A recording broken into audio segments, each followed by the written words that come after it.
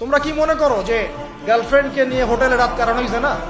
তুমি যে তার হাত ধরে ঘুরছো এটাও জানা, তুমি তার সাথে কফি খাচ্ছ এটাও জানা করছো, তুমি নোট এক্সচেঞ্জ করতে গিয়ে ওর সাথে যে প্রেমের লেটার্স এই করছো এটা জানা করছো, রাত্রেবেলা রাত জেগে কথা বলছো জানা করছো, তুমি ওর দিকে খারাপ নজরে তাকাচ্ছ জানা করছো, তুমি ওর সাথে যা যা করছো সবই জানা হচ্ছে। আর আমরা তো এখন এটাকে ফ্যাশন মনে করি।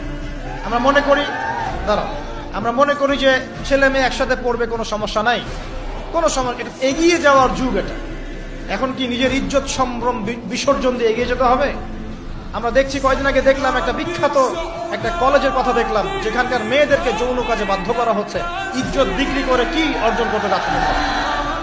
নিজের ইজ্জত বিক্রি করে কিসের সার্টিফিকেট অর্জন করতে যাচ্ছ তোমরা? সুবহানাল্লাহ। আর এখনকার জরিপ ভয়াবহ।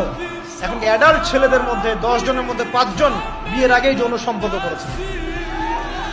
দেড়হারসে আপনারা জানা করছেন, গার্লফ্রেন্ড বয়ফ্রেন্ড অ্যাফেয়ার্সে যাচ্ছেন, ঠিক আছে, পতিতালয়ে যাচ্ছেন। এখনকার স্কুলের ছেলেদেরকে ধরলে ব্যাগের মধ্যে কন্ডম পাওয়া যাচ্ছে। সুবহানাল্লাহ। এটাকে আমরা এগিয়ে যাওয়া বলছি?